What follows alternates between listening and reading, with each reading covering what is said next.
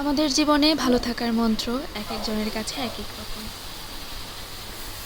কেউ চায় বিলাসবহুল জীবন, আর কেউ চায় বা দুমুঠো ভাত খেয়ে শান্তিতে বেঁচে থাকা।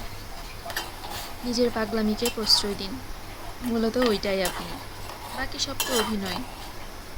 যাদের মাথার ওপর ছাদ বলতে শুধুই আকাশ, তার সাথে আগামীকাল কি ঘটবে তার কোনো নিশ্চয়তা নেই। আর যাদের কাছে পূর্ণিমার চাঁদ ঝলসানো রুটি, এমনকি খারাপ থাকাটা যাদের কাছে নিত্যদিনের সঙ্গী, তারাও দিন শেষে হাসে। অথচ আমাদের প্রতিদিনের রোজকার, মাথার ওপর কংক্রিটের ছাদ, অর্থ থাকা সত্ত্বেও ১৯-২০ হলেও আমরা ডিপ্রেশনে চলে যাই, টেনশন করি, অবসাদে ভুগি।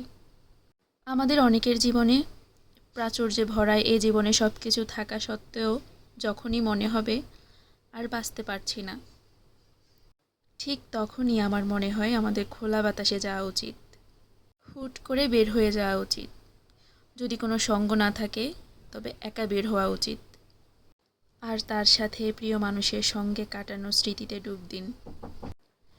যেটাতে আপনার খুশি তাই করুন, নাচ, গান, আঁকা, যা ভালো লাগে তাই করুন।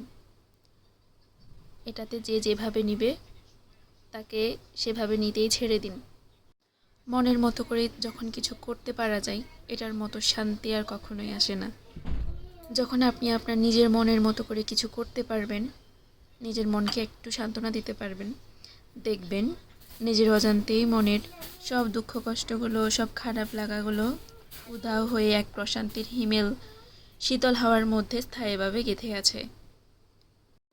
বেঁচে থাকুন কর্মের মাঝে, নিজেই নিজের মন খারাপের ক্যাপসুল হয়ে। দেখবেন এটাতে এত পরিমাণ শান্তি, বিশ্বাস না হলে ট্রাই করে দেখবেন। আমাদের যেহেতু মন আছে, তাহলে মনের তো দুঃখ কষ্ট হবেই। মনকে মনের মতো ছেড়ে দিতে হবে।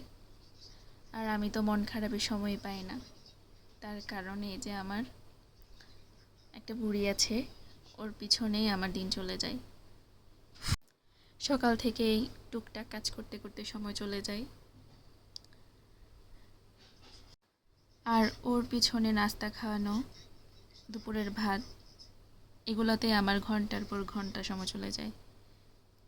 তার সাথে আমার কাপড় চোপড় প্রতিনিয়ত ধুতে হয়, কারণ এত পরিমাণ কাপড় চোপড় জমে যেগুলো আসলে না ধুলে মানে সব এক গাদা হয়ে যায়।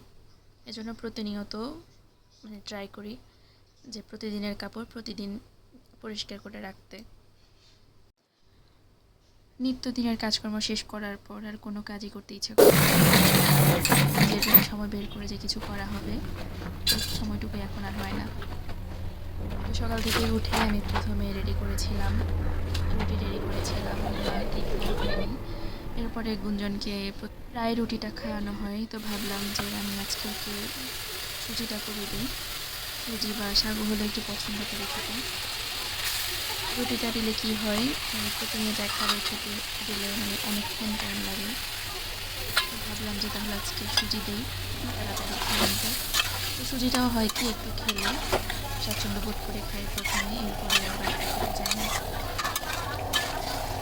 এখন অনেক দেরি করেও ঘুম থেকে উঠে, প্রথম সকালের অভ্যাস কিন্তু সকাল সকাল ঘুম থেকে উঠে দেরি করে খাই, প্রায় 11টার দিকেও নাস্তা খাই, আর আমার সব কাজ একসাথে হয়ে যায়।